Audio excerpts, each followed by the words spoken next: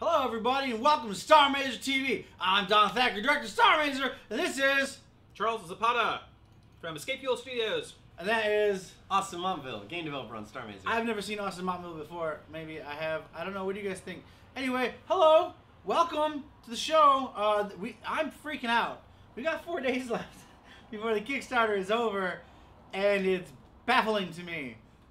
We jumped like $3 grand today, which is pretty great. That's pretty awesome. Thank you. We still have a lot more grand to go, which is not as awesome. But it looks like if, you know, parabolic mean diameters and statistics and maths work, we're probably going to make it. But I would like to get you guys onto consoles. I'd like to go to 3DS. So we really need that like home run smash hit at the end, guys. That's on you. It's on you telling everybody you know. It's on you backing now. It's on you backing now and then upping your pledge. It's on you telling everybody to up your pledges. So there's that. We released a Crossing Souls crossover update today, which is pretty cool. Crossing Souls look incredible, and those guys are amazing. And we've seen a little bit of secret art that I'm not supposed to talk about. All right. Perhaps from the Crossing Souls team. It looks incredible. Everything's incredible. It's the best. I'm kind of in a zone right now. I got a countdown before the thing is over, and there's a lot of stuff that's going on between now and then. What's going on in our chat room? I think Elspeth's friends are trolling us. I think that's what's going on. It's like this. Are you guys Elephant fans? Are you Elspeth people? Because that's the best. She's the coolest, and she's actually Elspeth Eastman. Is actually playing the character. That's that little picture, that little button that they keep spawning. Which is hilarious. They apparently want smokes. Because that's what Brick needs. Brick needs the smokes. Yeah. Right. So is that like a game mechanic where like cigarettes make him more powerful or something? No, like that? Actually, they don't at all. It's really bad. Bad for him. Cigarettes are shit, and he's like, he's got the last the leftover smokes from his 130 years ago. Oh, okay. And like the universe does not acknowledge smokes. Like we don't know. There's a whole bunch of shitty like druggy stuff you can do in the universe. Yeah. But smokes just sound stupid to everyone. Which Except is Brick, right? kind of a thing. Pardon? Except for Brick, yeah. Who's like constantly trying to find more smokes. Right. All right, guys. So what we're going to talk about is we're going to give a quick update of what we're doing on Starr Mazer TV for the rest of the week. Then a quick update of the Kickstarter campaign. Then we're going to get into talking to Charles about his cool game and why we would want to talk to him, because his game actually seems really neat. And we have intersecting interests in our games, so that's pretty great. So first. Today, obviously, we have Charles over. We're going to be also. Don't do the thing, because this is 20-second lag. Yeah. So, and always, I guess they won't be listening. It was a rate of love. It was a rate of love. Okay. They came in to appreciate and show their support. That's by great. begging for smoke. So thank you for everyone for showing up. Thanks for showing Please the love. stick for a while. We've got some cool stuff to talk about. Okay, it's cool. So anyway, this week seems pretty great. We got all kinds of cool guests all lined up. Check it out in the update. But also, I want to point out that we have our 24-hour Mega Ultra Show thing starting on Friday morning, PST, 10 o'clock Pacific Standard Time.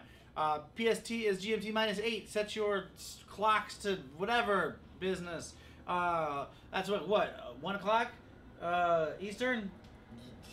Math. Yeah, I just did math. Yeah, 1 o'clock Eastern. Watch the show, guys. It's gonna be the biggest thing. We're gonna have some live guests. We're gonna have a pizza party. We're gonna play a bunch of games. We're gonna have a bunch of returning guests, a bunch of new guests that you've never seen before. Some of the backers are showing up. The very first backer ever will be here. Nice. On the show.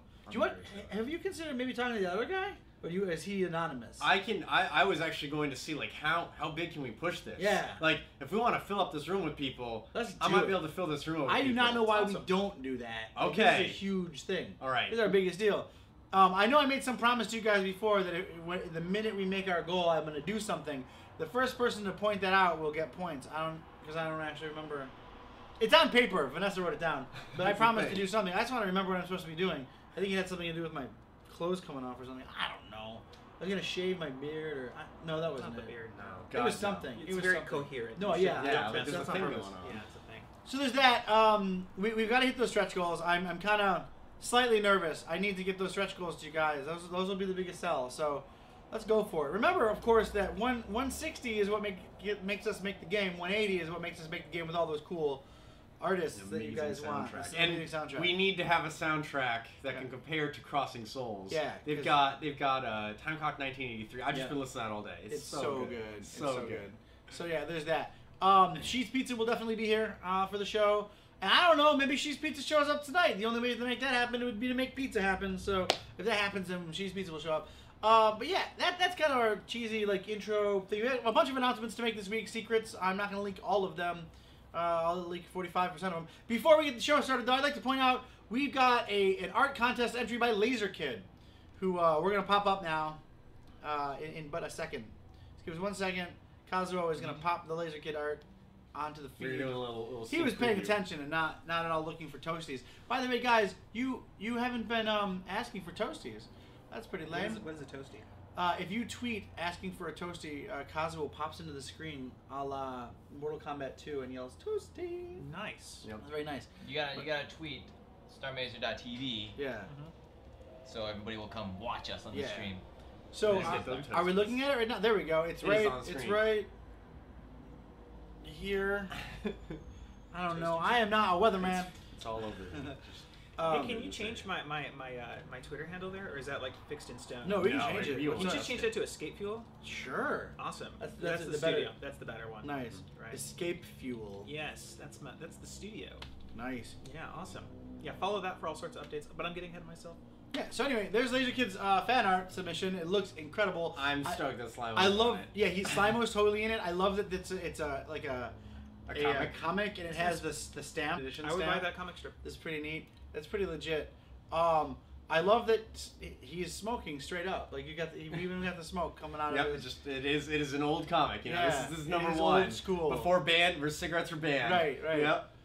Imigo's Comic Works is, I think, my favorite. We're gonna have to register that. Now, how far does? Because you're all about telling just stories. Like, have you considered doing comics? Yeah. Oh yeah, of course. But games and film are things that I have backgrounds in. Mm-hmm. Comics, no, I have no background. I'd have to find. Well, you can write. Yeah, I can write. We know some artists. Do we? Yeah. I mean, I know we know artists, but do we know artists who will make a comic book? I know some comic book people. They're good. They're often willing to help and explain, and it's some good stuff. Okay, it's legit. Here it is, the formation of another company. Imigo's Comic Works. That's in a bit. So let's lose that.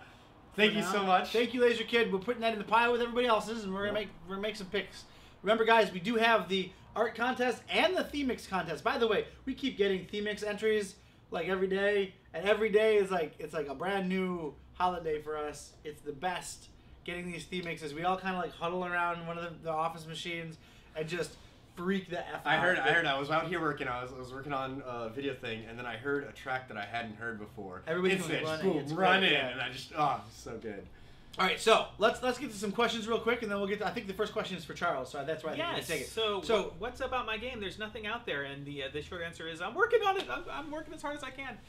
The first it came from Triptide. There, nothing visual about the game. So the first thing I'd say is if you go to our webpage and sign up, or go to our website, escapefuel.com/signup, you can actually sign up for the mailing list, and actually we're releasing our super early build very soon, and if you're on the mailing list, we will send you a link to it. Wow. It's super early. It's very rough.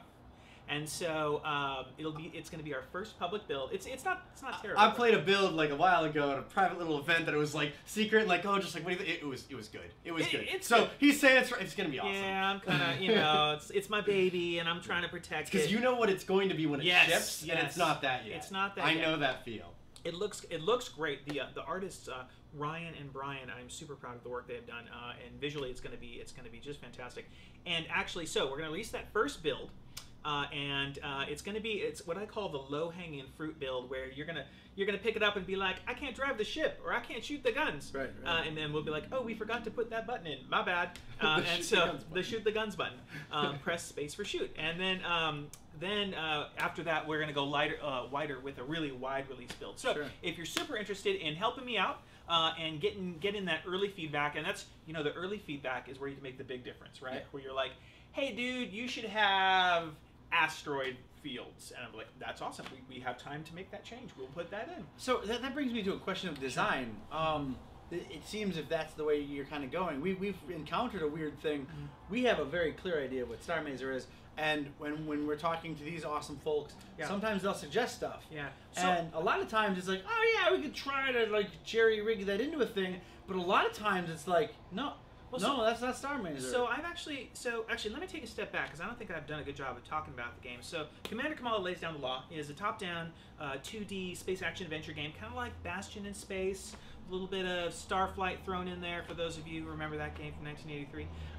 And so you're flying around and you play as Commander Kamala, leading your crew of Star Rangers in the 912th Precinct. It's kind of a Flash Gordon meets Facebook kind of future, where things like wait, no, I want to address that. Yes, let's. So it's brilliant. It's something like the last non-GMO coffee bean has been stolen, and the entire galaxy is in caffeine withdrawal, and so you have to go get the coffee back so that productivity goes up through the quadrant again. Or things like your gunner's kid sister is in a gang, but she won't leave because the health insurance is too good, so you have to go synthesize her. So there's a lot of comedy out there. There's a lot of comedy, and we have. I'm actually super excited. We have 2 really good writers that I actually can't announce now because they're so good that announcing them is like a thing. So stay tuned for that. But I'm actually stunned these guys were working with me. Right? It was kind of one of those things. I'm like, what the hell? And so trying this out. Feeling. Yeah, I'm like, I'll send random mail to this person. And I actually sent random mail to one super famous comic book writer, and she actually wrote me back. I was like, what do I do? And so she's not on the project, but she was very, very helpful, very insightful. So we've got really great writers there who've come up with just a ton of funny stuff for Commander Kamala and her crew to go through and save the galaxy. Now, to your question about design and taking feedback. So here's the thing that I'm learning as a game developer, and just as a side note for my career. So I've been an engineer for a long time. I love games, but not in games, right? Yeah. So this is my first game. And I think the thing that I'm learning is there's stuff that I love that I really want there to be in the game, right? Like I want spaceships, I want laser beams and explosions, I want jokes, right? And so that's never going away, right? But when you get feedback from players, right, you got to take that in and figure out, okay, do I hold fast to the thing I'm doing, or do these people, are they trying to tell me something that people aren't going to like about my game? Sure. The best example for this, which this kills me, this is my baby. So when I set up the original control system, right, it was like point and click, like press one button for forward. You probably remember this because you were at the Indie Social. Press one button to make the ship move forward and steer with your mouse. I thought, oh, this is so fluid. I'm so clever. This is awesome. People are going to love this. I got it out there. Uniformly hated by the players. Hated. They're like, no, WASD control. WASD. That's how it is. You got to fix that. And I was like, but this is a big part of like the dynamic of the game, right? Sure. Because you can have different types of flying around there. And so that part of it, I had to say like, okay, I got to pull that back, right? Because the thing I was trying was a bridge too far for those people there. But do you get to this point though? Where you run into the democratization causing the lack of novelty. What you're describing is a novel system. It sounds interesting, and it seems like, and forgive me, I am not judging. I've not. No, I think that's totally fair. I think that's the right word for it. It seems like if you were to rig that system to explore that novelty, I always fall back to whenever anybody tells me like feedback. Because by the way, we are taking feedback. We're implementing feedback. I'm not shitting on that, but I always think of Shigeru Miyamoto. Dude lives in his fucking house, goes out in the backyard, is like Pikmin, and he just goes into a studio, buries himself in a hole. Pikmin come out. It's novel, it's new, it's interesting. The whistle mechanic, some people hate, some people love, but it's Pikmin and it's unique and it's its own thing. So there's a couple things though. Like the first is you can steer people towards novelty, right? So for example, in the game, I still have the forward-based thrust for flying around. It's not going to be front and center, and it's not part of the tutorial, but you can move people towards it. And so part of it is you want to respect your players and say like, what do you guys know how to do? How can I take you to this new thing? Someone gave me an example recently. I don't play EVE Online, but my friend was saying that recently they added WASD controls to EVE, even though you don't need them at all. No. But all the new players coming in said, where's my WASD controls? So they put the WASD in, and then after about 10 minutes you realize you don't need it anymore, but you still want to have that stepping stone there. So there's sometimes you need kind of a bridge. A little bit. It as a the other thing was a step up. The game. So I've been working on this for about a year, and there's a ton of stuff that I wrote that's not in the build, which probably we could talk about that later, about the wrong choices that I've made.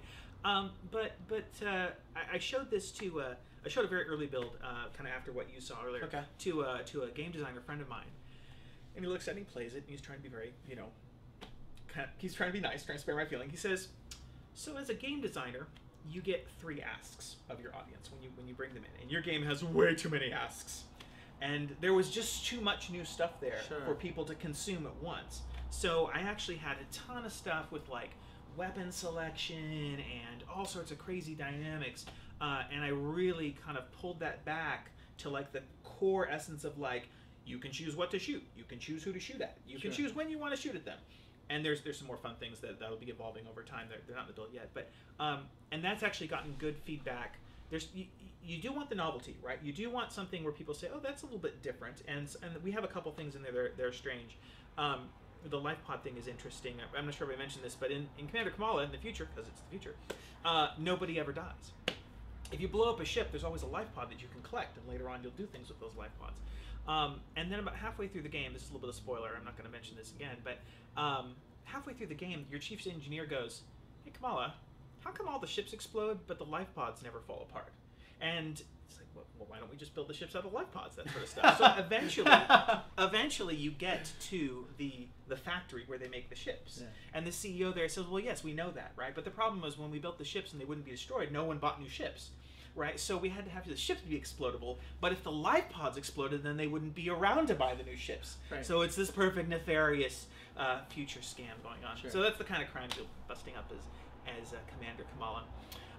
There's a couple things I want to talk about in that analogy, but before I mention that, I want to do a shout out to Darth Rootbeer, who is now going to be owning a Star Wolf model, because Darth Rootbeer increased their pledge, so thank you very much for that. Thank you very much. And I also want to point out DJ Raid Boss, who just dropped in $150 to be able to contribute to Starr Mazer. So thank you so much. Thank you so much, DJ Raid Boss.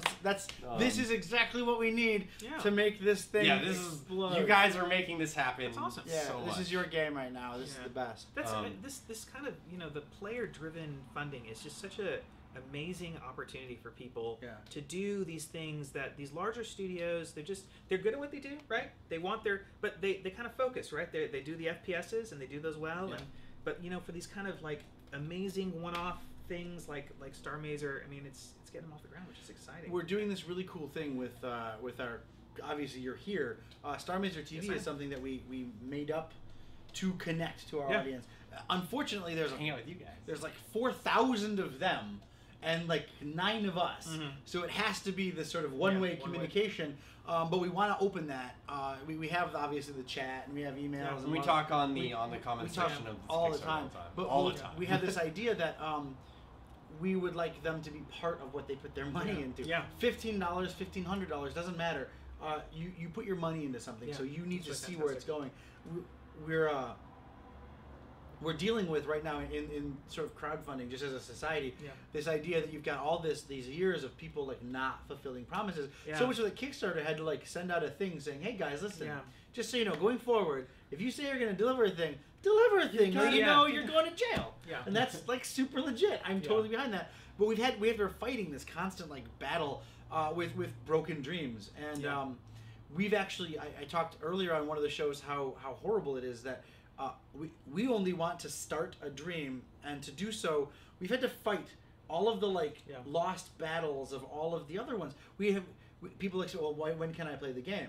I'm starting a game, so when it's done is the right answer. Not now, not ever. So we had to come to bear with stuff on purpose. Right? But also you've got Austin here working on this, who's shipped games before, and you've shipped multimedia projects as well, and games. So you guys have. We know that. They don't know that. And that's the trick. Like, we're fighting somebody else's failure when we're coming to bear with all good stuff. So we opened up the doors for people to communicate and see what's actually going on. If you read some of the comments or whatever, you'll find that people are really excited about our level of engagement. That's really awesome. And it's apparently unique. You know, one thing you mentioned there is actually, that thought is factoring to my approach as well.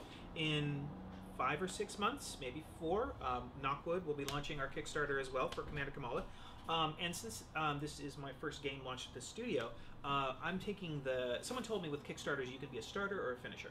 right? Which is you can come in with a dream, or you can come in with almost a finished project and try and finish. Yeah. And so the build that we've got is well on its way to becoming a finished product. And so we'll have a lot of functionality at the time the Kickstarter launches. We won't have all the content in place. Yeah. And so that's part of the hope, is that we can say, well, look, if you like this core gameplay, if you like the way the games are playing, if you like the weapon effects and stuff like that, let's go take it all the way to a full-on adventure story, and then use those Kickstarter funds to complete that there. We actually had Christopher Floyd from Stand By for Sirens.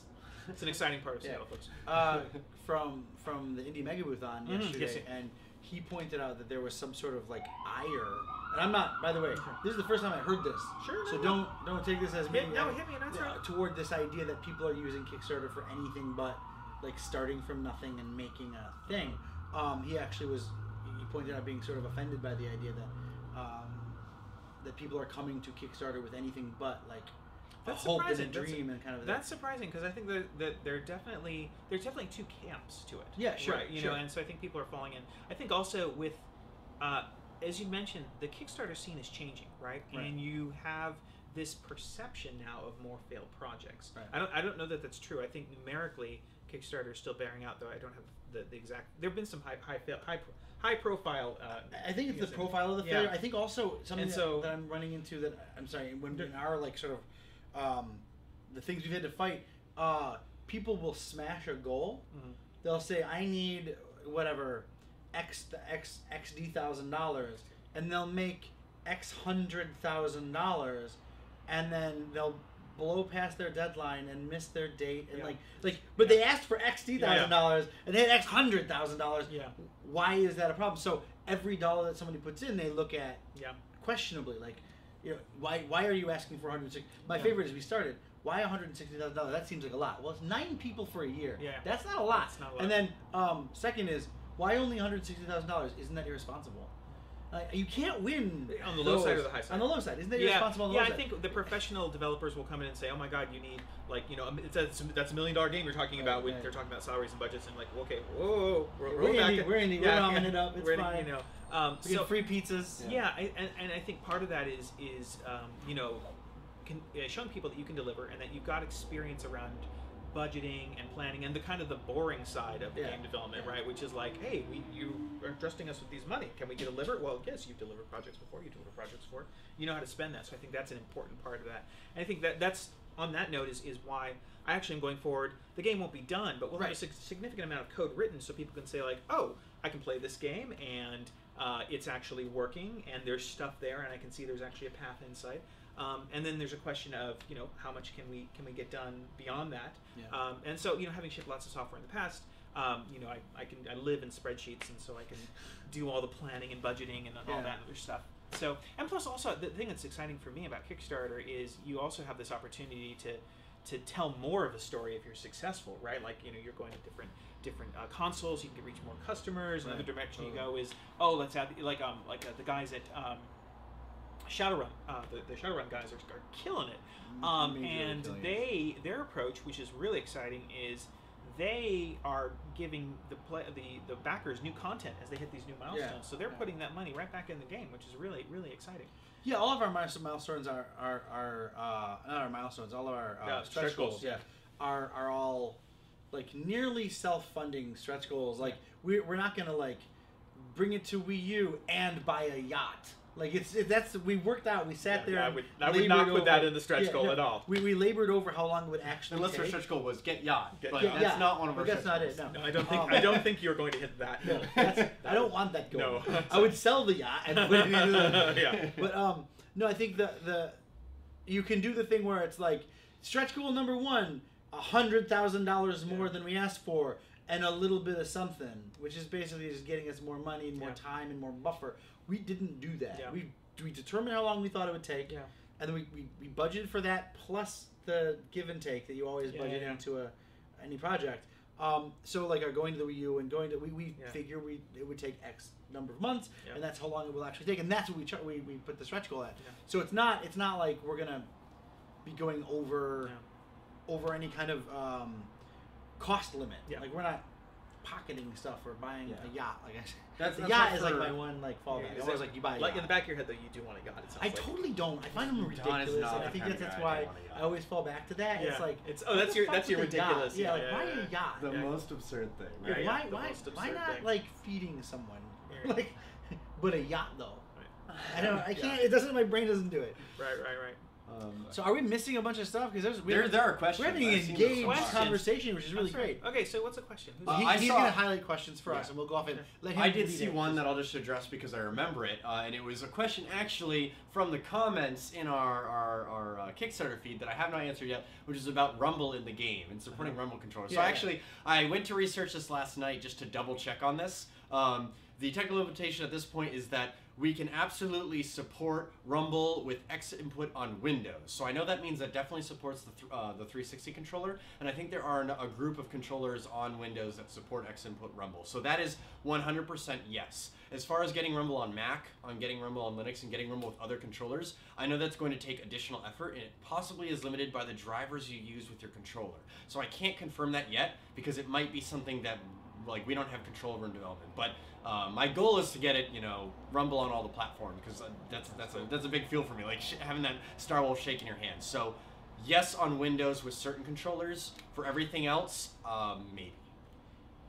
I would like to talk to DJ Raid Boss. Will we get any picks on both Starship physical models? Okay, so this is something we've been having a major problem with. We have primitives of the Star Wolf. We made a 3D model for the Star Wolf that we turned into a paper craft, which we gave out at PAX, and it's really cool and neat, but it's meant to be for paper craft. So it's not super detailed. It's not going to look super sexy with 3D printed. It looked like a paper craft. It's actually in Skyrogue, which is a low poly game. Right, and so it actually worked really well for that game. But you can see that. But we wanted to make a real pass at it. However, we've been running a Kickstarter, so we don't have that yet. We're still in the concepting phase with the Sun Spear. It will be frigging badass, I can tell you that. The little sprite that you see of the Sun Spear, that's derived from our concept work for it. It'll look like an old Macross kind of, like an old Macross fighter jet kind of thing, which is pretty neat. And the Star Wolf, we all know what the Star Wolf looks like. But we're not really sure when the 3D... we're not going to have a 3D model before the next 4 days, unfortunately. But that's not going to happen. You'll have to trust us that all of the other art we've done teaches you that we can do a thing. It will. We want it to look like the quality of the rest of the art that you see in the game, right? And which takes time. We do not have the time to do that in a 3D model and to get the concepts out of printing it right now. That's actually, I'm probably going to take a look at that as well because our 3D artists Jane and Amy have done a great job with in-game art, but I don't think it's immediately accessible for printing. So that's probably something we're going to have to go. Yeah, actually, our artist is primarily an illustrator, but she actually went the extra mile and made the 3D model for the paprika thing, the papercraft thing, which is really incredible. But we're probably going to have it finished by a modeler, and I actually know personally a really great modeler who's always been like, he's the guy we're going to do it with. He does visual effects for motion pictures, so it'll be a neat thing. It's just it doesn't exist yet, and I'm very sorry. But if you're looking for what option should I pick when I'm backing, there are more limited Sun Spears than there are Star Wolves. So you should either pick the Sun Spear because those are more limited, in which case then as long as there are Star Wolves available, you'll be able to make that switch. Or if you back at a higher tier, you will be able to pick whichever one you want. Yeah, that's kind of a trick. It's not a loophole. It's built in. It's a mechanism. If you go for just the physical model, you have to pick one. If you go for something more expensive than the physical model, you deserve a choice. So there are limited Sun Spears. So once those 25 are gone, they're no longer that one level is gone. Anything that's backed above that before those are gone, or at all actually, gets to pick. So the best way to get your choice is to back a little bit higher than the model, or if you know you want the Sun Spear, just imagine the female version of the Star Wolf, only sleeker and cooler looking. Well, actually, it's the male version of the Star Wolf. Yeah, okay, yeah, sorry. With the female pilot. Yeah. Like the ship that she would fly. It's kind of a gender swap. Esty is incredible. She's basically the Brick's counter character. Esty's Sunspark. She's known for flying her ship into the sun, the name twice to blow it up. And that ship was originally called the Wildcat. It was turned into the Sun Spear because it was flown into a sun. She's an unbelievable badass and has a very cool ship. NS Man says Star Wolf's still cooler. I agree. Star Wolf is, I mean, that's the classic steed. But I think that's going to be a divisive thing between fans at all times. Which is better, Brick or Esty? Which is better, the Star Wolf or the is this Sun like Spear? an in-game swap option, like you can play as either one, or is this a later? We have not yet announced anything. That is the first time Don has not leaked a thing. Good job, Don. You're learning. Thank you, Fuzzy Ski. The truth is, I've actually said it already on an earlier episode of the show. I know. You have to go back to the past to find out. You have to travel through time and determine whether or not I leaked it. Esty's in there so that we can explore other gameplay options. That's awesome. In the future. Oh man, hold on. Modern Nosferatu is making a Lego version of the Star Wolf. Please submit that to the fan art that contest. That has to happen. I want to see that so bad. Has to happen. Yes. Please, we need to see that. Oh my God, it's the best. DJ Ray Boss says, "Okay, Don Thacker. Thank you very much, DJ Ray Boss, for listening. Sorry that we don't have an immediate answer. I wish it was better. I wish we could do that thing where you could freeze time that girl from that show. You were too young. You're not. I'm not. I'm super old. Would you like to spin on a star? The girl would like. Freeze. Oh yes, Out of This World. Out of This World. Evie Hannigan. Yeah, right. so you know exactly what I'm talking about. With Donna Pescow as the she mom. opened the door and the paint comes. She freezes it. The dad, it was Burt Reynolds. Yeah, the alien and like voice. you could touch a guy and he would like now be outside of time. If we could do that, and I could touch the artist, and we could just build things that would be awesome forever, and then be like 4 days left. We have everything done. It's the best.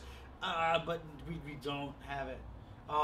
Guys, we've done a lot of incredible stuff. We made a TV show that you're part of. We did all kinds of cool art. You saw all the crossovers. Sorry about the models. Yep. Sacrifice being too fast. Thank you, Laser Kid. Your toasties are kind of weak.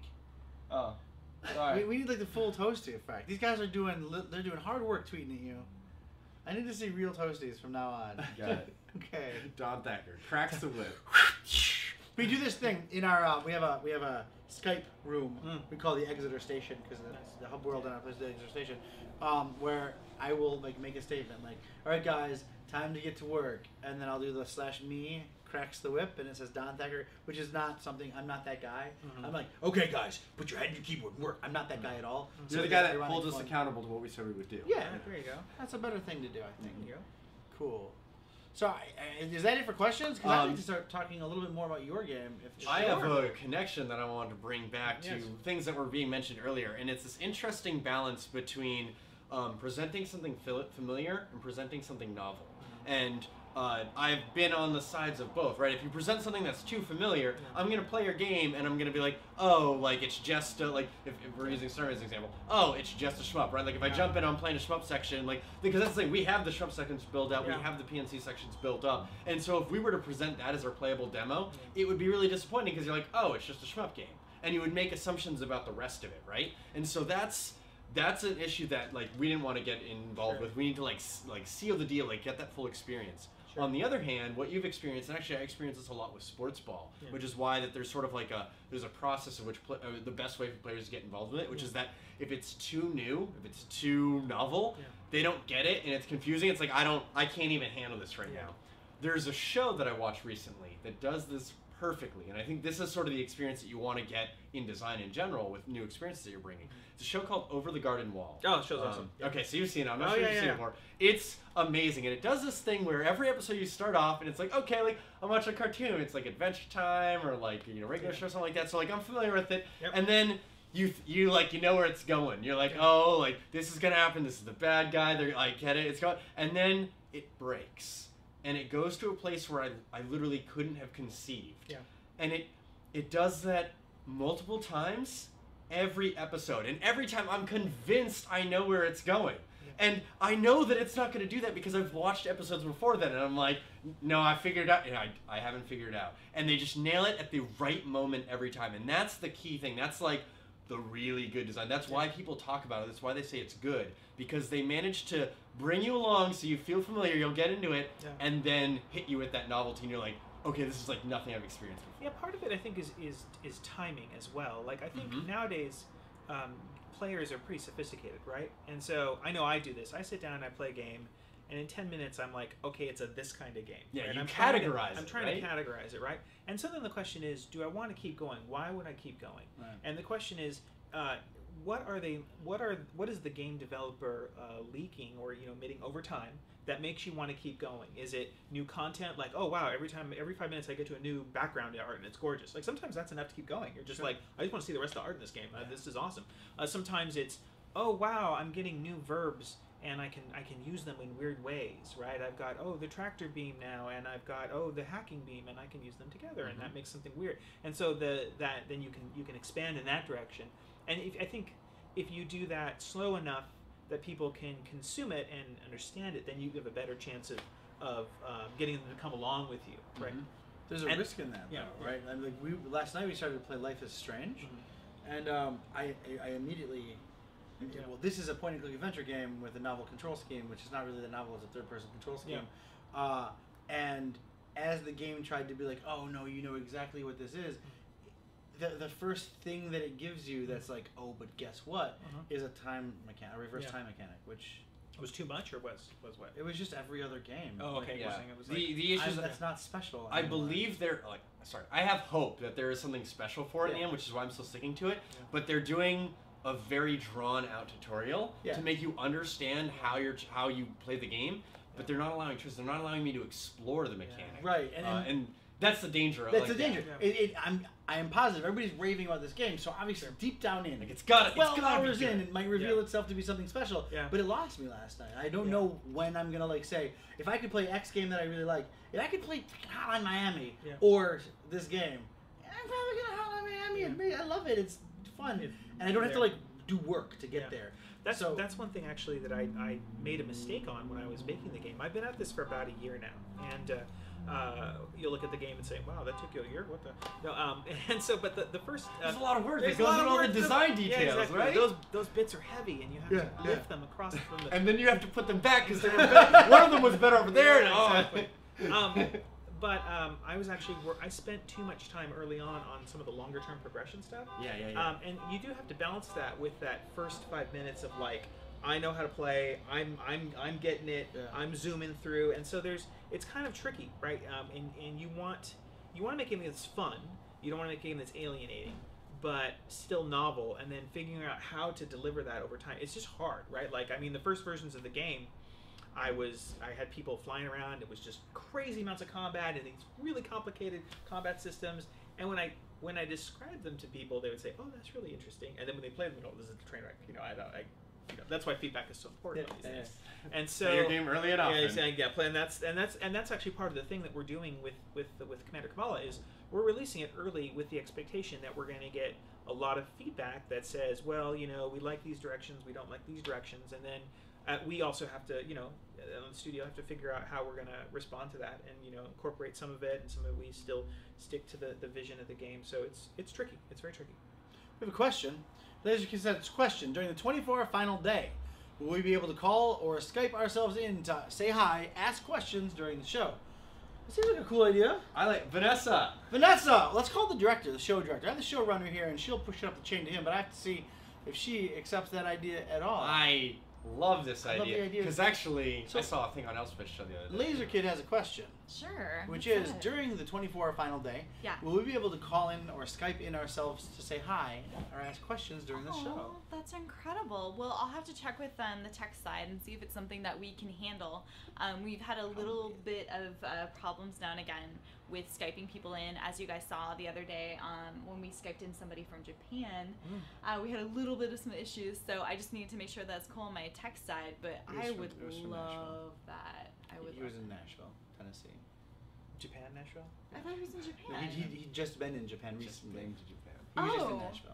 That was Rekadam, who was over here yesterday. Awesome. Rekadam is so cool. Well, then I'm even more concerned. Because we've got people from France. Yeah. France. Yeah. Yeah. So yeah, if we can make it happen, we would love that. I would please love to do like a fan hour, right? Where we just get for an hour, like we just hang out with you guys. Great. That would be the best. I would love that. In fact, let me look at the schedule and see like a time in which I might be able to slot something like that out. That would be amazing. Would you guys like it earlier in the day, later in the day, middle of the night, let me know. I can move some stuff around. And if you are interested in coming on the show and saying hey to us via Skype, what I would do is encourage you to go ahead and email us, social@starmazer.com. Yes. Are you sure? Sorry. That's our website. I've literally just been sending people emails. So if you can go ahead and get in contact with us there, let us know that you would like to come on the show, you would like to say hey, you would like to wish us luck, or whatever you want to do. Send it over there so we can exchange Skype infos and get you potentially set up. That sounds like a great idea, guys. Mm-hmm. Yeah, Thank you, Laser Kid. Good idea. Cool. So next question, Starr Mazer. Austin, don't make Brick awake from a dream at the end of the story. Still being in a cryogenic capsule. Just opening his eyes and credits. Oh, well, looks like we gotta rewrite the ending. Oh, no, yeah. God, So it turns out Austin actually has no control of the story. You should ask him about that. I'm just gonna make it feel good. I'm the lead designer, and Vanessa, who just walked off the stage, is the lead writer. So ask her. That's probably not going to be the ending. Yeah, that is the one 1980s inspiration we're not taking. We're not like taking TV show that is. Do you guys remember that episode of Buffy where it Yes. turns out she's just in an insane asylum Yeah. the entire show? Yeah. It's kind of non-canon though, right? It's kind of one of those little. Is it? I don't know. It's a little fork in the road. Is Look it? at those I don't- rage yeah, I know. I I feel you. was I feel a you. huge fan, and I know. that sticks I with know, me. right? It's just kind of like, today. yeah. Yeah. Yeah. So I'd rather not, as the writer, do that to my fans. It's fun to mess with them once in a while, but probably not in the first season. So yeah. Rafe, we're very much looking forward to hearing your accent. That'd be very cool.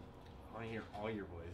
Yeah, all your voices. We've been with you for like 30 days now. Yeah. Almost. It's going to be really cool to meet you guys on the day. Sorry you can't do it every day. Actually, I had a cool experience because I was on Elspeth's stream the other day. She did the 24-hour stream, and at the end of it, it was just this emotional gathering. And she was crying, and all the friends were there, and she posted up this thing. She was Skyping with a bunch of people all at once. One of the ones I saw was Tasty, who was on the stream, and I got to actually see his face, and it was like, oh, it's cool seeing the face the first time. Like, I just followed Rafa on Twitter, and I got to see Rafa say, so I'm like, oh, like, I know you, but like getting to meet them even just a little bit is so cool. So I really hope we all get to hang out. Yeah, it'll be cool. So we're gonna have one hell of a party. We're gonna smash that goal. We're gonna smash some stretch goals. Let's get funded before that event. If we can do that, it'll be the best. Imagine the party. Imagine it'll be the best. We'll be counting out the stretch goals. I'll buy a yacht. Incredible. Oh man, if we hit the stretch goals, I can like. Oh no, we can't show that. I want to like on stream like put them on the consoles and play it. But we have to. There's like NDAs with like the console hardware. Like you can't show it, but like we can show video feeds. I don't know. It'll be crazy. Let's make this stretch goal thing. Yeah, I mean, let's see. Let's see what we can do. Yeah. So I'm curious, what's been your experience with the console development and the companies there? Because me personally, we're releasing on PC and Mac because the console, the feedback I got was that was just too hard to break into. Like, you guys are already there, or you guys? We had a weird experience, man. I wish I could do the thing where I put on the awesome business dude face, like, well, I did this. Yeah. You just make Starr Mazer. Yeah, right. The joke. I mean, yes, you just make Starr Mazer. Yeah, you just do it, right? Yeah. We've been offered all kinds of people love it. They want to put on stuff.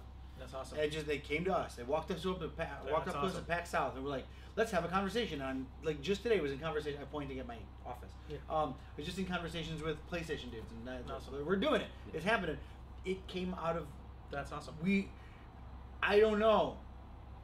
I wish I knew because I'd like to keep it up. Well, it sounds like make a great game, and then that will. But that's not a good answer. I don't accept that answer. I said that answer jokingly yesterday. But you get out there in front of people too, right? Going back south. And I mean, we've been very vocal and very obvious, and I think there's been kind of a hum around it. It's good. And those people heard about it before we got to them. I think there's a big difference between saying, "Hey, bro, can you help me with a thing?" and somebody saying, "Who are you?" and you say, "I'm the guy who does the thing you've heard of a bunch." Right. Like, that's a totally different. When we went to get our musicians, I had a list of 9 musicians that I needed. I thought would be like the dream. They're impossible, all of them to get, every single one of them. Manami Matsumae was not even on the list. I couldn't. There's no possible way we could get her. That's impossible. I had 9 people. We started contacting those people and sending them packages and saying, "This is what we're doing. Here's the whole thing." Laying it out for them. And all of a sudden, people were contacting us. Nice. Manami-san, or Matsumae-san's representation came to us and said, "Well, what do you think?" And it's like, "What do you mean? Yes. What do you think? Yes. Why are you asking? Is there a button? Can I just push a button?" So having that sort of social, like, open, I don't want to say marketing so much, but that engagement, that fervor out there is very helpful a lot. So we found, I wish I had an answer that was legitimate. I wish it was, well, normally what you need to do. I have no idea what you need to do. It just happened. We just got 2 dev kits just shipped to us out of the blue. Nice. It's crazy. They just show up, and it's neat. I mean, I can talk a little bit about 2DX's experience with this. That's actually the good angle, because that's the opposite angle, right? Yeah. So, like, one of the things that we were able to bring with 2DX is that we already had established connections because of Swordswell, but all those connections happen differently. We started talking to Microsoft, Sony, and Nintendo all at the same time. With Nintendo, I had met one of their representatives at GDC. They had an expo hall, and they were showing off Unity and Wii U. So I contacted them, like, yeah, there's a website, just go sign up for it. But I had heard stories about, like, oh, just go sign up, right? So I managed I grabbed someone's card. I signed up for the thing, and from what the stories I've heard, like, what ended up happening is I signed up for it, and then I contacted them. They said, get back to us a week. I contacted a week, and then they called me, and then boom, we were a licensed developer in 2 weeks. The stories I've heard from other developers is it takes normally about 6 weeks. So there's sort of a process, but Nintendo is very proactive about it in this current generation, at this time. With Microsoft, we had contacted them. We had met some of their representatives at various events that they got to. We had them play sports ball, but still it took a very long time. When Nintendo saw sports ball the first time, they invited us to their office. They promoted it, like they were talking about it like a ton. Like we are on their front page still. We are still on the front page of the eShop. So it's different reactions to different people because like it's the same game, same quality of game. Nintendo really loved it because sports ball is very appropriate for their platform. Xbox seemed to, for some reason, not be as into it, and so our response was much longer. We just recently got our dev kit after talking with them for a year. With Sony, it wasn't until we met one of their representatives that we actually got smoother communication with them. So the only thing I know that absolutely works is physically meeting people from the company. So that's why it's important as a game developer that you're going to these networking events, going to GDC, even PAX, even though it's a consumer event, people are going to be there. So that's like, it's very important to go meet with people because then you get connections and you make friends and it's cool and whatnot. It works out. Nice. But the other aspect of it is like, you do need to make something cool. That will absolutely help it out. So Cool. Toasty! Thank you, Rafa. There you go. So keep him coming. I want to see. It's nice to see Kazuo on stream. Yeah, it is. He's normally just off to the side. Do we have any more questions lined up, or are we gonna go back into discussing design? Yeah, because that was very fun. We got into some cool game stuff. I want to know more about your game. Yeah. So it looks like we've made it. So yeah. Okay, I'll tell you about the game. Primary gameplay mode is 2D spaceship combat. So you're flying around, you're driving a spaceship around, blowing stuff up, shooting laser beams. Is it isometric? Yes, is it it's isometric. So really, but everything is really 3D graphics there. But you're at fixed camera at an angle there. You're flying around. If you want to try it out, again, go to escapefuel.com/signup and sign up for the build, and you can play it yourself in a couple days, maybe a week. Depends how much coding I get done tonight. And so the life of the indie developer. Go code, do something else, go write some more code. And so what you do though is over time you get to improve your ship, and you actually, in addition to the space combat, you have cases which are analogous to quests where you're going through, and there's a lot of dialogue. Who's the main character? Is it the main character is Commander Kamala, and so she's been just transferred in from the Alpha District, and so the future I mentioned is the Flash Gordon versus Facebook. So it's kind of. Future is kind of happy and okay, and people are a little bit clueless, and crime is kind of low, and there's not a lot of problems. And then Kamala comes in, and she's straight out of 1975, not time travel, just in mentality, and she's gonna bust things up. And everyone's like, "Whoa, Kamala, chill out, everything's cool." But then, for reasons that you'll get into in the case, suddenly all the cops are gone except for her. And everyone else decides to take advantage of this lull in the law enforcement, and then suddenly she's the cop that they need. So she's a cop. Yeah. And so you pilot this ship, and you're leading a crew around, and there are various members of the crew. Each of them has a particular role for you in the game. So you've got an engineer; they improve your ship. You've got your gunner, Becca, who controls your weapons. You've got a few other people I don't want to spoil here because they're kind of fun little reveals in the trailer. How do you manage these people? So you actually talk to them. The bridge is the main console, so you actually get a full view of the bridge. It's kind of like the Starship Enterprise view, but a little bit more interesting, which you'll see if you play the game. And you actually have a conversation with them. We actually went through and we're using Chat Mapper for nonlinear dialogue. So you're actually going through. Big up to Chat Mapper. I use Chat Mapper almost exclusively for all of my game writing. Yeah, Chat Mapper is fantastic. It's the best. But it's a dialogue trees. So you get to go talk to these people. You get to influence them. You get to go see if they help them out. You get to tell people yes. You get to tell people no. And you make choices, right? So that's the thing is you'll get these quests, but you won't always necessarily follow through on how you expect. So I'll give you one example, a little bit of a spoiler for one of the cases we've written up, which is the leading movie star of the Beta District is a cat who does YouTube videos. And unfortunately, he's all the money, all of the money. And so, unfortunately, he's got a bit of a skin disease condition. He's losing all his hair, and his agent contracts you to go find the medicine for him. So you bring it back, but then along the way, someone notes, I don't actually like cat videos, and productivity is way up. So maybe we don't return this. And so you have a choice there whether or not you're actually going to go through and do that sort of thing. So part of the thing is you are a cop, and you actually get to make some decisions around justice and law and things like that. And so there's a little bit of kind of fun stuff along the way there. But the story and the secondary mechanics are they're secondary to the core game loop, which is getting out there, flying your ship around, dealing destruction with laser beams and atomic weapons and blasters, and it's just going to be this glorious, lit up, shiny experience. We're going to spend just way too much money on particle effects and laser beam colors. And you said it's 2D. Yeah. So it plays. It's 3D objects. Yeah. So for example, the ships will be flying around and they can do banks and stuff, and you see everything all around them. When they explode, they'll be be turning around in space. So they're actually meshes there. But the art style we're going for is a very painted art style, and so. For example, the space backgrounds look like they've been brush painted, right? The planet textures have been colored. So I really wanted to go for that comic book kind of color vibe. Why did you go for the painting style? So part of it is I love that look, right? Games like Bastion and things like that. But part of it, and this is actually an interesting kind of evolution in the game. When I started the game, it was a bit more hard sci-fi. It was a bit more serious, and it wasn't. I mean, the personality wasn't there, and it was as I was bringing on people into the game, right? I brought my artist on, Ryan, who's the first artwork in the game. He's our art director. He suggested, you know what?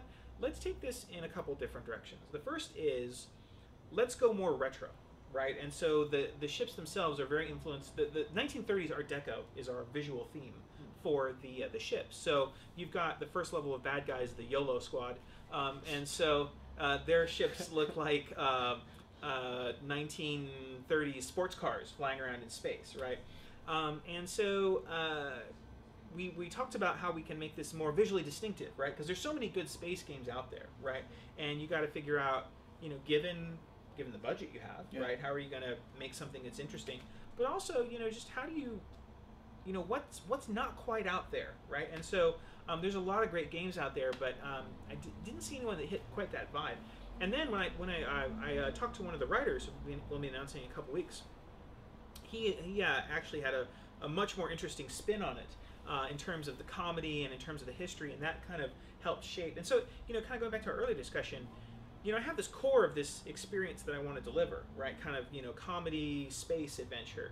But, as the team grows, each person comes on and adds their personality and contribution. So, Ryan and Brian and Jane and Amy and all these other guys, they come in, oh, we should try this, we should try that. And it's really shaped into something that I'm, like before I was like, oh, I really want to make this game.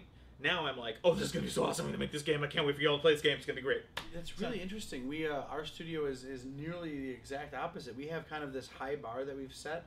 We've all agreed is Starr Mazer. And everything has to kind of pass the, is it Starr Mazer test, as opposed to, is Starr Mazer that? We're going, Austin's always like, well, I like this thing. It's not Starr Mazer. I like this line of dialogue doesn't feel Starr Mazer. I would say we still have that, right? And I think what we're doing is kind of what we've done already. I think now we're at the point where we can say that's in and that's out. I think though earlier on, one of the things that I wanted to do with the studio is actually give people the opportunity to help shape the game a little bit, because one, it gets them a little bit more invested in the game, right? Like, oh, you think we should have this particular effect. Well, let's go build it out and try it. Right. And so I think that was really good early on to help. Actually, for example, the character of Kamala. We wanted this really strong, heroic female, and so we had some ideas about which direction she was going to go. But it was really with the help of the team that kind of suggested, this is actually, it's actually interesting. So I make no pretenses to being a great writer or any of that, but the question is, how do you make a realistic character? And, how do you make a character, female action hero, who's interesting but not stereotyped? And so there's a lot of little character points all over the place that just came from the team itself and kind of steered her towards this interesting lead character, which we're really excited about. Can I talk to you? But sure. Is there a question for? He'll highlight them and we'll okay, sure. We will get to your question. I will get to your question. Why a female main character? So that's really interesting. So you'll notice you have a male main character. Yes. You notice he's a white dude. Yes. He's a white dude with a cigarette and a gun. Yes. He's a blonde white dude with a cigarette and a gun. This is a girl in a bunny suit at the beginning of Yeah, I noticed that. So this is actually really interesting, and I'll share the whole story later on in a couple months, but I'll say, because it's actually like an amazingly interesting story. So interesting that I got to write it up and type it out for you. But I'll say this: I was talking to a writer I respect, and I said, my character is going to be a dude, and is possibly Mexican, maybe Asian, I'm not sure. And they said, well, why not a woman? And I said, well, cause that people don't want to play that sort of. I don't really know why, I guess. And it was interesting that I kind of got called out on that a little bit, it could be a woman, Yeah, and on some level, right, for this kind of game, it doesn't really matter because it's space combat, right? It's not like the game plays differently because you have a lead female character or a male female character. So that part of it doesn't matter. But at the same time, I do want an interesting story that you're engaged in. And actually, one of the things about what I took from the conversation was, let's try something more interesting. And I will say, Commander Kamala, the character of Commander Kamala, has her genesis in a couple of really kick-ass action heroes like Lana from Archer, and I'm blanking on her name from Firefly. Kaylee? No. Wash's wife, Torres. Gina Torres' character. And so I thought those would be awesome. And so I thought, okay, this will be interesting. And now here's the thing though, that we're actually because we have a female character, but it's the future, right? So one of the things that we kind of make light of in the future is there's no gender typing in the future, right? It's all been quote unquote solved, for whatever that means. So it's not like we're going out of our way to tell the player, hey, you're playing a female character. It's more like, hey, here's this cool star cop, and she's awesome, and she's got personality, and let's go do some cool stuff. And the crew is actually, just in terms of the gender balance, it's actually half women and half men. Right, that's fair. Yeah. So there was you had no designs to speak to anything particular in choosing a woman. In fact, your original idea was it's a dude, and somebody's like, "Why not a girl?" And you're like, "I can't go with it," and that sounds great. Yeah, I didn't want I want this to be kind of light, fun space comedy. Sure. I wasn't trying to build thesis on gender studies or anything like this. No.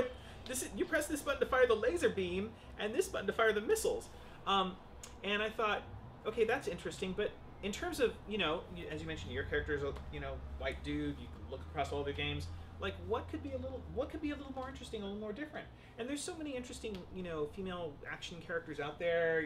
Captain Marvel is on a tremendously good run, and so, I thought let's try something a little different and see what happens. And what's interesting is also, I think this is less about Kamala being a woman, but so much about Kamala being from the 1970s mentally, and the rest of the future being kind of this dippy-dappy. Kind of future optimism vibe is that the comedy there is pretty funny, so that everyone else is kind of in this little kind of future haze, and she's the one who kind of calls them out and is like, "Whoa, we're gonna blow stuff up here. Let's get started." She's the one kind of driving it forward. And what's nice is all the other characters in the game have good complements to her personality as well. And that's actually just, you know, being a character. It's not necessarily, you know, being a woman or a man. It's just interesting that she's the, you know, she's the kick-ass authoritarian, right? And then the other people in the game respond in different ways to that. And actually, part of the game actually is that as you're going through, yep, that's us, Modern Nosferatu, is as you're going through, you talk to the crew, and based on your responses to them, different avenues will open up for you in the game. And so it's not just a question of like, oh, let's just talk to them for the sake of having jokes, although the jokes are pretty funny. Then that's all due credit to my writers, not me. But you know, how can you steer the game? What other content do you make available? I didn't want to do too much of that, because the one of the things I'm struggling with from game design is like how much of the game do you see in one playthrough, right? And some game designers will say, oh, you know what, you can only see a little bit of it because you got to play it 6 times.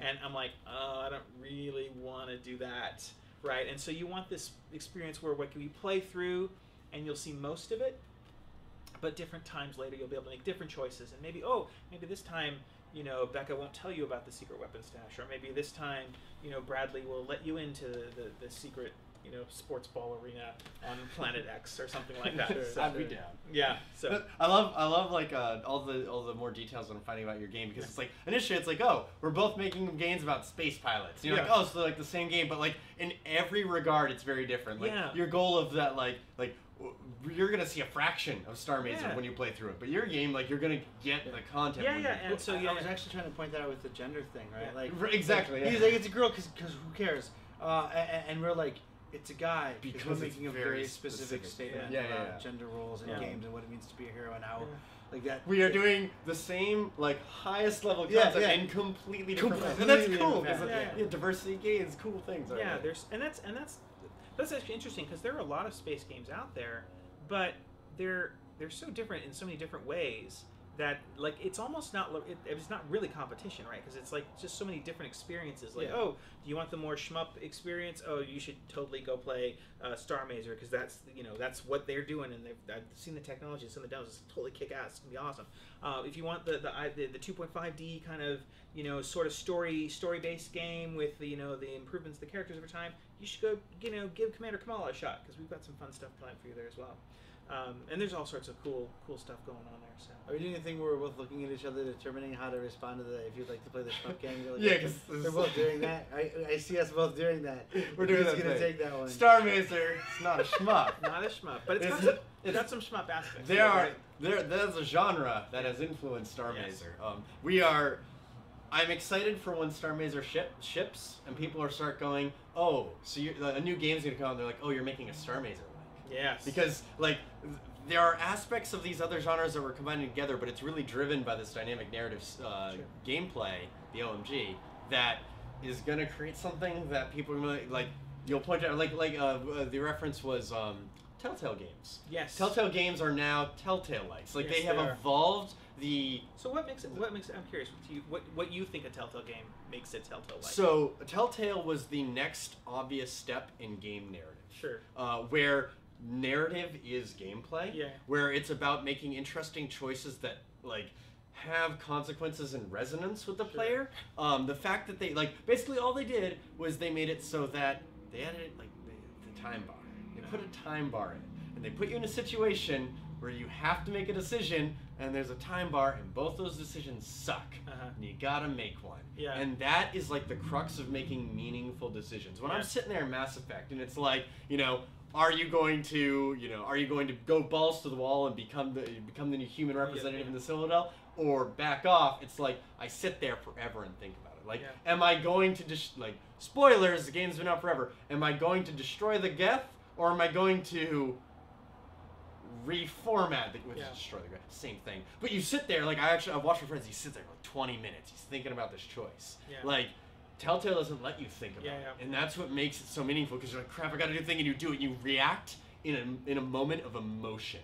And when I did that, one of the core decisions in The Walking Dead, I regretted it.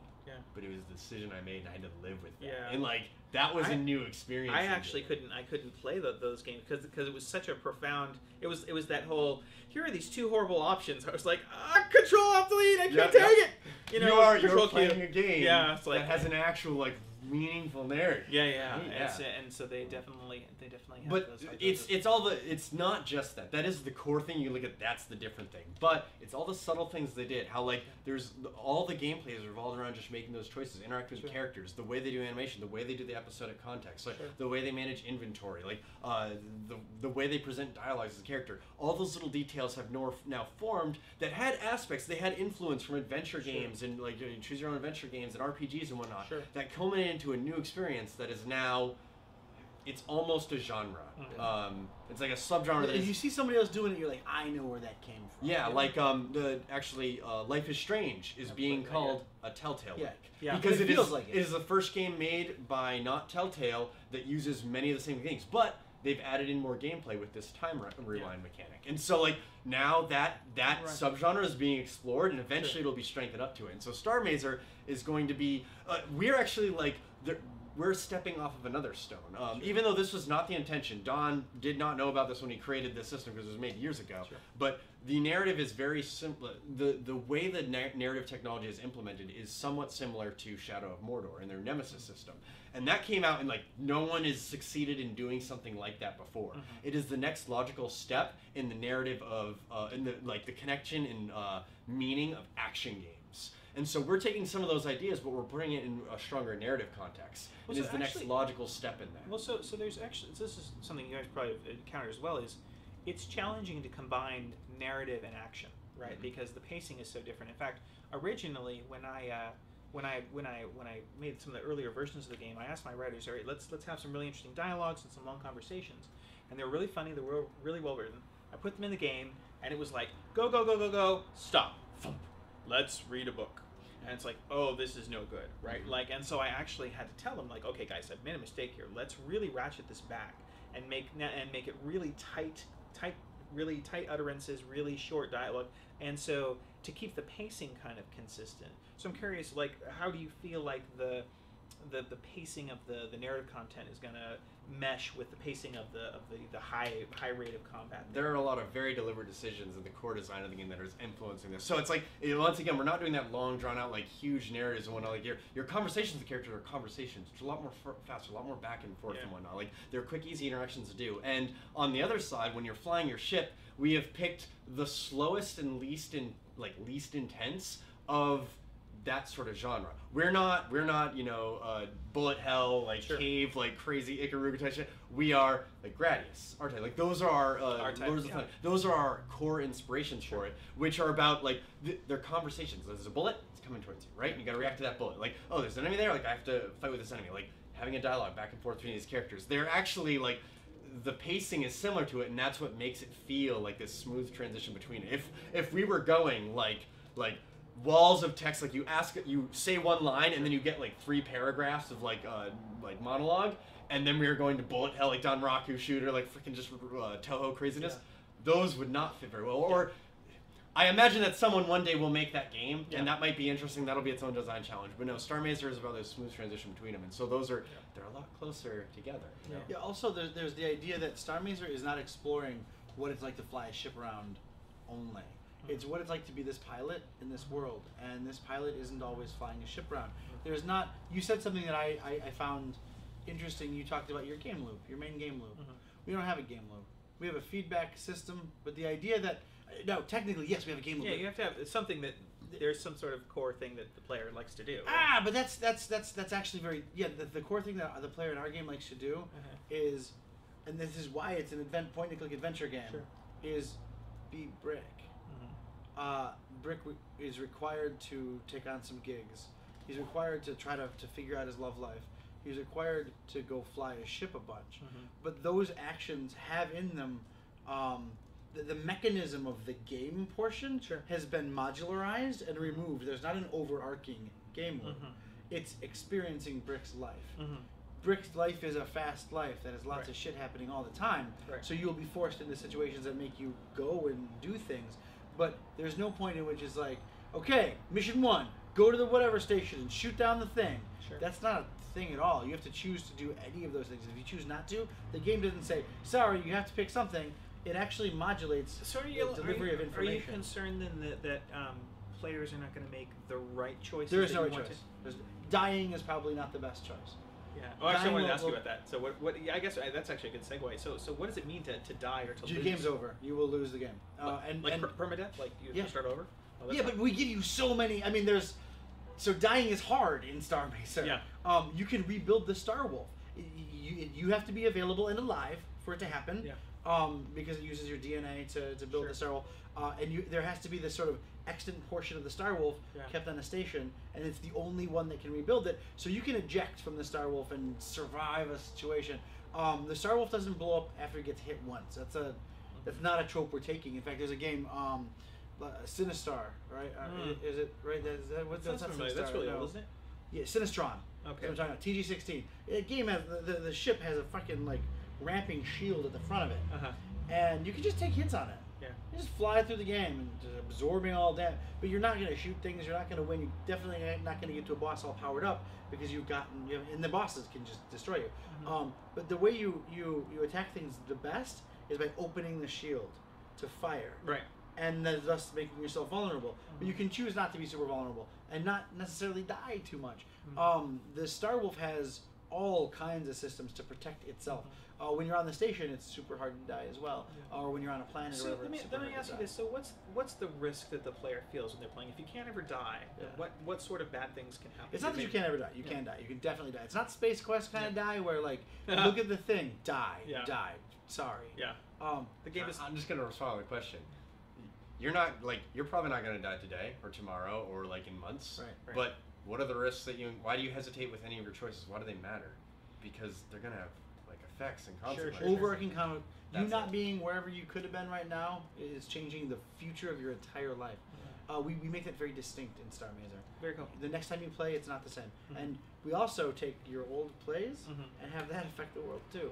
You don't play it the same ever. And anytime we drop a new piece of content in, it irrevocably changes the entire passing. The system that we built, or that we architected a bunch of, and then we've tested out is, it's all just a bunch of stacked simple systems that only know about themselves and their like immediate surroundings. We just put them in a pile. We have an overarching narrative thing, so some personalities and issues will be so strong that it will, no matter what, drive the character toward doing the thing. Brick's path isn't go get missions and get money and finish it. It's discover what it means to be a hero. Which sounds funny when you see a video and it's like a cool ass shmup thing. A guy shoots a dude in the head, and that's the sell. Right. This is he's obviously a hero. He's white and blonde. Like, of course, there's something way bigger to that. Okay. That's the gag. That's the sell. You buy into something. Brick is much like Kamala. Brick is 130 years out of his time. He's in a scenario where his world. It's not a fully gentrified sort of fluffy universe like yours is. It's a completely humans are gone. Gender like bigendered species or like sexually dimorphic species are kind of a joke even. Like what? Oh, so you have like a high alien content.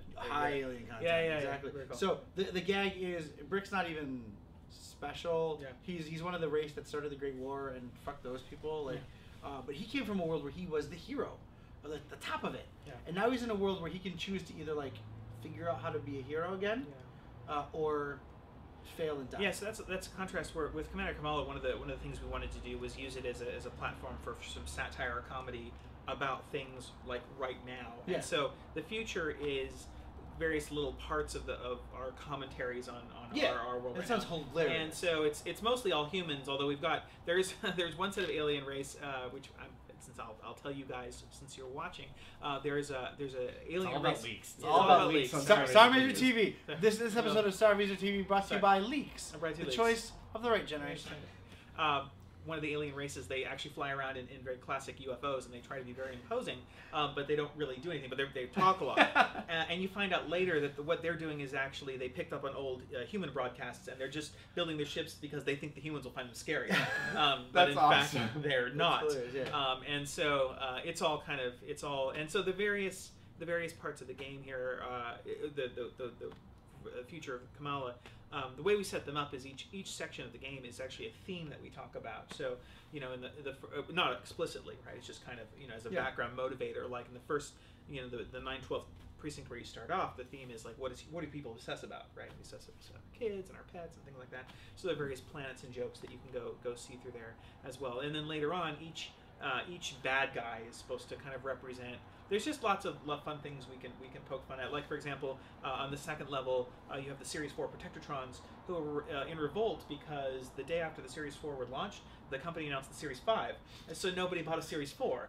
And so they're incredibly pissed off and they won't take their operating system upgrades. So they've gone rogue. And so you have to go stop those guys, you know, like some fun things that are happening nowadays. Yeah. And so there's a lot of so we have very kind of different point, which is there's just a lot of things that are funny nowadays that we can poke some humor at, and then we can use those to kind of drive some narrative as a basically, you know, as a reason to move through the game, right? To kind of see all the fun stuff we've got planned for you, and so we try and theme each of our sets of enemies along some particular comedy axis, because it's very important that the people enjoy and get a laugh at what we're doing there. So.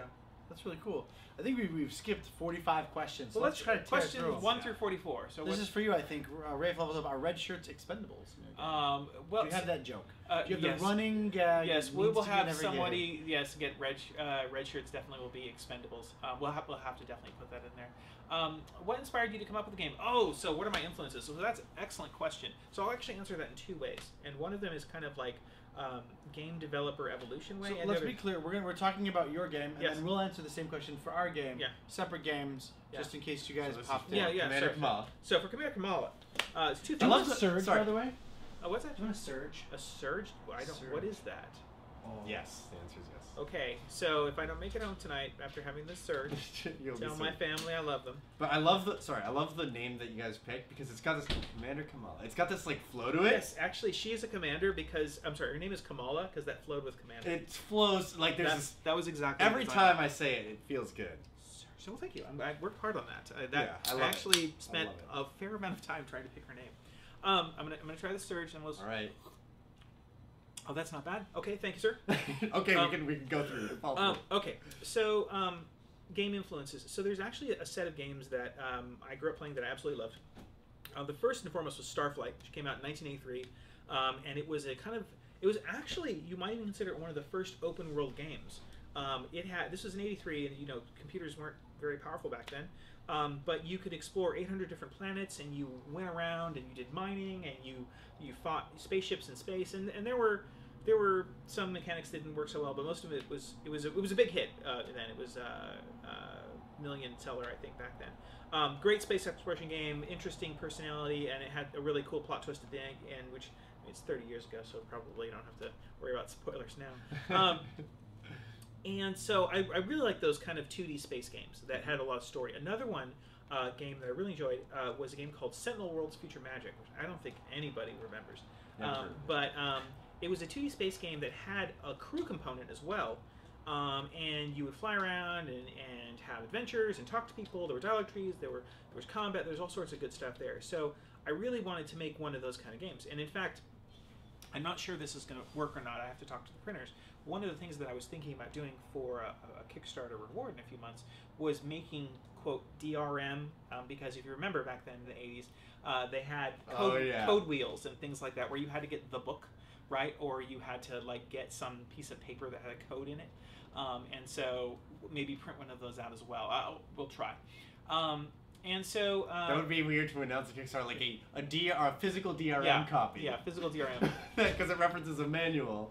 Right, and it wouldn't really be DRM. It'd be more like enter some code to see some cool content. But it's fun, like those code wheels, and they did so many crazy things back then with sliders and plastics and the Feelies, I think was what they call them. There's another game that was a big influence on me in terms of world building, but actually it was something I have to kind of throttle back on in terms of game design. There was this excellent game called Star Saga 2, and also Star Saga 1. And those games were amazing to me. We were talking about narrative here. Okay. So Star Saga 2 came, when you bought the box, I still have my copy. The box was this big, and it was full of books. full of books. Like the thing itself weighs, I don't know, 5 pounds, 10 pounds of paper. The game itself is on one floppy, and all it is basically like inventory management and state management for playing the game, making choices. But it had this incredibly well-developed universe. It was funny. It had this weird turn-based multiplayer mode, which I haven't seen since, where it was almost like pass and play with your PC, so to speak. Right? You know, it's like I'll take a turn and then I'll get up. I don't know quite what they're thinking. They did that with Worms, the original Worms. No, I haven't played that. You had to like get up and like they trade places. Yeah, they call it like chair swapping. Or Yeah, like, there was hot swap. Hot swap. Hot seat. Hot seat. Yeah, hot seat. Yeah, but. And so that game had this tremendously well written universe, and that made me want to find actual real writers who have experience building worlds, writing dialogue. That's why sometimes in the game industry writing gets kind of short shrift, unfortunately, because Star Control from Cosmic Afro, that's another excellent reference as well. The Urquan Masters, yeah, that was fantastic. So those games of like building a world that's exciting and some light comedy, light arcade action, definitely what I wanted to do there. I tried to steer away. There's not going to be too much grinding, right? In terms of like, go mine. Thank you. Yeah. Go mine for an hour. Click this button for a while. I didn't want to do too much of that, and so there was probably a little too much in those reference games. Now, so those are kind of some influences, the Star Control, Star Flights, and whatnot. Now, in terms of the game itself, though, I will say that the road to PC was actually kind of a tortuous one. I started out. I love iPad games and twin stick shooters on iPad, which actually some people have some pretty strong opinions on those because twin sticks on iPad is sometimes kind of frustrating. I like to refer to them as twin dicks on iPad. Yeah. Okay. So not a fan. Okay. So I thought, you know what? I really want to make one of these, but then this is kind of the boring business side factoring in. The business side of the mobile games is a totally different beast. It's very hard to succeed there if you're not doing Farmville or $500 million advertisement. Yeah, it's the advertising budget. In that field. Yeah. So it's not realistic for indies. It's hard. I won't say it's realistic. There have been some big successes there. Two Dots is one of them, and a lot of other ones. But Spicy Road. Yeah, and so I was like, okay, I can't do mobiles, but I'd really like to put this on consoles. I talked to various people in the console world, and they were less than encouraging. I will say that. Trying to be realistic about the opportunities to get in there from an indie standpoint. Right. And then someone pointed out, actually we live in this golden age of indie games right now, where you have Unity 3D, you have Steam, GOG, all of those, and you can just go make stuff and get it out there to people. And Kickstarter, the third pillar of the Unity Holy Trinity. So that kind of steered me over towards the PC side of things, and so that's where it's working at right now. So that's kind of both the business launch side and in the content side. So did you want to then talk about Starr Mazer? Yeah. What first inspired us to come up with the game based on games? Is Contra an influence? For instance, no, Contra is not an influence. But I say that without respecting Contra, right? If you're my age, and you do any kind of art at all, or maybe you don't even do art, Contra is an influence on your life in some way. Like it was there's some part of your brain devoted entirely to it's just built in there. It doesn't go away. So Contra was of course an influence, a confluence. But Starr Mazer itself is primarily influenced by old school classic shoot 'em ups, primarily horizontal scrolling shoot 'em ups. If you want to see my actual 9-year-old inspiration, go to the Thunder series on TurboGrafx, the Gates of Thunder and Lords of Thunder. Those are like the seed. But then, of course, there's like hundreds of other shmups that are all really incredible and have all affected stuff. So that's cool. And then point-and-click adventure games like your Space Quests and all the other ones I reference every time I answer the same question. Not because I'm annoyed with people asking it, just because I've actually gotten to the point where I'm like, how do I answer this question in a novel way? Right. There is not one. Just say a bunch of words. So yeah, point-and-click adventure games of the 90s, the Sierra games and all those kind of cool things. LucasArts games. But yeah, those are sources. Those are seeds that have grown into a tendriling sort of awesome tree thing that we're trying to make. So can you scroll back up? There was a follow-up question that I wanted to kind of... There you go. I saw in the video Kickstarter there's a mechanic in gameplay that causes each iteration to be different, such as a space princess being in a different place in her story each run. How did you design such a system? It sounds pretty neat. It absolutely does sound pretty neat. The design came from me being an enterprise programmer for more than a decade, and then wanting to make story games based on like massively complex stories that can only exist with constant and pertinent influence by the characters in them. This is something that we find. What is it? The ground up design methodology, like bottom. Yeah, I'm gonna start with nothing. I'm gonna write and I'm gonna tree out, and by the end, a great example is I was able to recently get a peek at the Gunversation system for Westerado. Which is the Gunversation? Yeah, Westerado is a Flash game that's going to be released soon for on Steam as a Westerado Double Barreled, like a bigger, better version. They have a system in it called Gunversation. What happens is it's a Western style RPG, like a Old West RPG. It's in I think 8-bit ish palette. Yeah. It's a retro look. But it looks good. Like it looks really good. You've got nice pixel art. And the gag is you every time the game starts, somebody else in this giant town killed your ma and brother, and you have to figure out how. Your brother gives you one hint before he dies, and it's like, it's the big hat guy, but there's like 50 people with big hats. You gotta like go do RPG stuff and figure out who it is. And at any point during any conversation at all, you can just point your gun at them in the middle, just like that. It's ridiculous. And then while they're talking, you can like cock your gun. At any point during any conversation. It's called the Gunversation system, and it dramatically changes the conversation. You know, like hey, how are you? Fine, I'm good. Hey, buddy, why you point your gun at me? It changes the whole thing, and depending on when you pull your gun out, or if you pull your gun out and then like you pull your gun out, son, I had too many guns pointed. Click. Okay, you're being serious now. Like that kind of thing. It's but their system, it's for Westerado, it's beautiful. For Starr Mazer, it's absolutely wrong. It's 1,000% wrong. Westerado is a contained universe, like super contained, closed with a one-story element. Who is the guy who killed? That's it, right? So everything supports that. There's no side, and there are side quests, but they all kind of support this thing. And if you look at the dialogue tree, there are thousands of branches. Because every single conversation they've taken into account, like which portion of the conversation did you pull a gun? It's taking into account all of, and it's terrifying. It's beautifully impressive, and for Westerado, perfect. It's beautiful. Is this out now? Westerado, the Flash version is out online right now, and it's going to come out on Steam soon, I believe. But it's really cool looking. But being able to draw your gun at any point is like it's an insane idea. Just you understand development. Now I've got to worry about thousands and thousands and thousands of tree branches. Sure. And then you have to worry about other people around you during the thing. So we don't want that. Our stories are big and long and complicated. And I was making a game previously called Final Act, which was this sort of multiplayer, 4-player couch co-op thing where everybody would be thrown into the very end of a movie. Like the final act of the film, it's just like, and 3, 2, 1, the ship's exploding! And like one of you's the captain, one of you's the medical officer, and you have to figure out together as the ship's exploding what to do. Or like, the zombies have broken through the walls.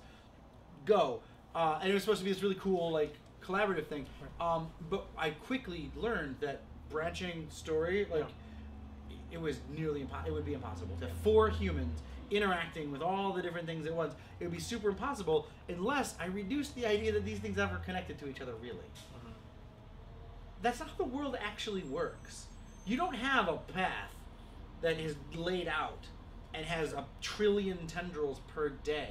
And every interaction you have, it just changes your, like, the railroad tracks shift. That doesn't exist.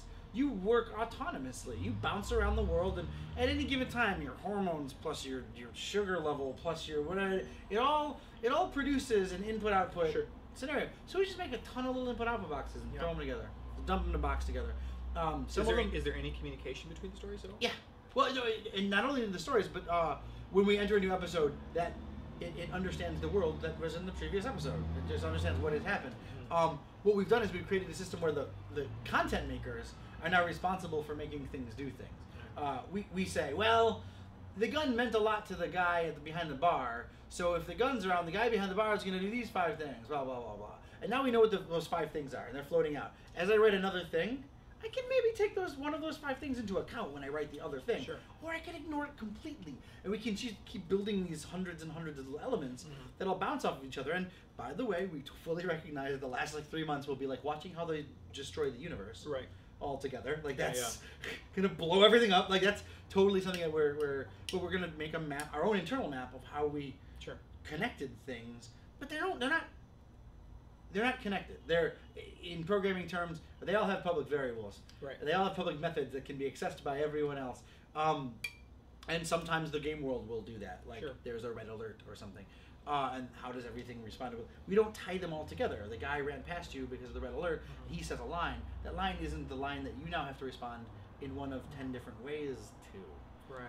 So we're taking in Command & Command like the complete opposite approach, which is we have a very targeted story for delivering very specific jokes. Exactly. And so we want to line up it sounds awesome. Yeah, because you need to deliver a punchline. Punchlines are like so good. We want to get it exactly right, and so and also, but the thing you mentioned about the branching dialogue can be quite daunting for building any kind of story driven.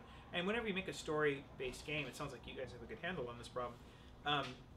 You want to give players agency, right, and be able to make choices, but you can't account for everything that you're going to do. Otherwise, you'll blow so much time and money on just story options that never get exercised. Yeah, we're using a brute force approach. And when I'm talking with Vanessa about how to write this thing, some characters will just fucking do it. Whatever it is, they're going to do it. Like the bad guy, he's going to kill the people he's going to kill. Whether or not you said some things. Mariah, this doesn't help. We're all gonna like look over at you. You're like, what are you doing? I was gonna sneak over and give Kaz a donut. Mariah is doing a sort of a military crawl, a commando crawl. There she is. Yeah, under the camera. Everyone say hello to Mariah. Hi guys. Some donuts if you guys want. Little fresh donuts. Little donut. I'm gonna grab one. Would you like a little fresh donut? Thank you. Are you sure we're trying to sugar you all the way I can up? tell. I'm gonna be like, but we're doing this gag where the story will proceed because of the strength. Some characters won't choose not to do their thing. They'll always do it, and that will cause you to have to make a decision. But those characters are doing it without respect to the rest of the universe, but for where it helps them. Everybody's selfish. We're designing the modules, the guns, everything selfishly. It only knows about itself, and it's like three feet around it kind of thing. And then those things stack together. When I was in college, I did a thing with little robots, and little stack simple systems, and watched complex behavior come out of. You get the concept, sort of beam, sort of Mark Tilden-y kind of deal. I find that in stories, the story system has been designed for over 4 years, so it actually, that's a thing that exists. And for Final Act, that when we moved to that, it started to work. It started to make sense. Things could all happen outside of sync and respond naturally to each other. And once you establish a world where things don't always respond consistently, you can then cover peacefully very easily at that point. Like a guy can say a dumb thing. It doesn't have to ruin everything. Also, you get interesting.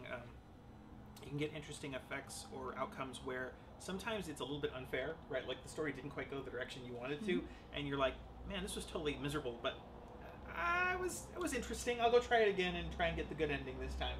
So. We don't actually have good endings, that's another thing. I'm sorry, I'm talking with my mouth full. That was an incredible donut. What the hell was that? Amazing magic. Oh, great. Sugar makes coders go around, right? So that's the gag. It's we don't really have a good ending ever, but by the end you have to die and figure out what it means to be a hero. And that's not always going to be the same thing for everybody. Cool. Very cool. We have a lot of intergalactic sort of big, large set pieces that are going to be moving to make. You're going to make some hard choices based not just like on did the girl go out with you, but based on like is the planet going to be a planet anymore? Yeah, and plus you're gonna have no doubt some awesome animations or graphics that you want people to see, and you want to set those up. Yeah, and that's going to be definitely a thing. We actually do have cinematics in the game, which is seems weird since it seems like we're giving everybody total control. But there's a point when, not during bits where you should have total control. There are bits when like you make a decision to do something like eject from your ship or something. Yeah. We'll show that in a cool animation. One of the things just to talk about like working with the system, because I was prototyping some stuff just from the basic concept of Starr Mazer. I actually built the dialogue system twice before discussing with Dawn. The first time I made it, it was way too specific, and it was much more like that tree structure where you'd have to build in everything like that. I was like, this is not going to work at all. And this is a problem that I've worked on for like months, maybe like a year or something. So like I have a perspective on this. And the other system I tried, it was way too unspecific, and that like everything was completely disconnected, and then like you'd have to like start applying all these filters that would like narrow it down to this hole, and just nothing worked. And then I brought this issue to Don, and he was like, oh, like let me explain to the system that I designed over the course of 4 years. And it was just like, it just works. I implemented it in like an afternoon, and like because it's easy to code, but the design, the thought process behind it, wrapping your mind around how that actually worked, that's what took a long time. Don did all the work. I just type in a few lines of code, boom, it just works. It's so smooth. So the difficulty is going to be in making the tools to manage that, because there's going to be a lot of content. You're going to need to be able to, as the writers, you're going to need to be able to see it all, see how it connects, see where the links are. But that's a much easier problem to solve than how do I get characters to communicate with each other. And that's been the approach of Starr Mazer. Like, what's the easy problem to solve? Let's make that our problem. Yeah. Cool. Another question. Amongst the different play mechanics, space shooting, plot flags, adventure talk, which one is the most favorite between the group? Is there one more in love with bullet helves? Have you played Toho? Toho. Yeah. I've played Toho. I've played like one Toho shooter. What is... Oh, no, I haven't played Toho. So Toho is a series of bullet hell shooters. They are like the most intense bullet hell games. It involves you picking as one of like a few magical girls, and you fly up, and there's like tons of like cards and spells and beautiful visuals. They're all like Japanese indie games. They have great soundtracks, but they are like, it is like the penultimate bullet hell. It's like just fans of that genre made the best of that genre. It's the extreme end of that angle. So it's not actually the penultimate, then it's the ultimate. Ultimate is the second to last. Oh.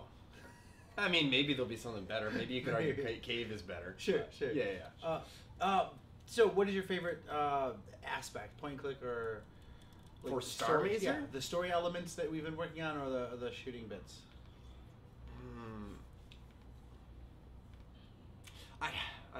I don't know how to answer. Like, all right, one answer is that it's the narrative. That's the reason why I play games. Like, it has to have a meaning to me. It has to revolve around something. And the fact that I can play this game and all my actions are going to matter to me, the fact that I'm going to be able to build this game, play it, and still have a unique experience, I'm really excited about that.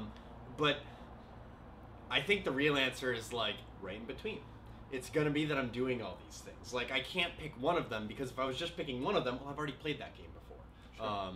To a certain degree. I mean, not the whole narrative context. But, so my answer is yes. My answer is yes. Sorry. So for you, I'm actually going to spin the question. Because your game is like super awesome comedy dialogue and also blowing the hell out of things. Right. So which one is in your game? Which is your favorite? I would say, well, I think there's a couple things, right? The first is I'm really happy with the world that we're building, that I want people to come visit. There's actually a follow-up question, what makes the game interesting, unique, which we'll talk about in a second. Cool. But also, the game actually, I actually mentally map it a little bit to a dungeon crawler. Right? In a dungeon crawler, you go into a room, you kill all the monsters, you loot the treasure, you talk to the shopkeeper, you go to the next room.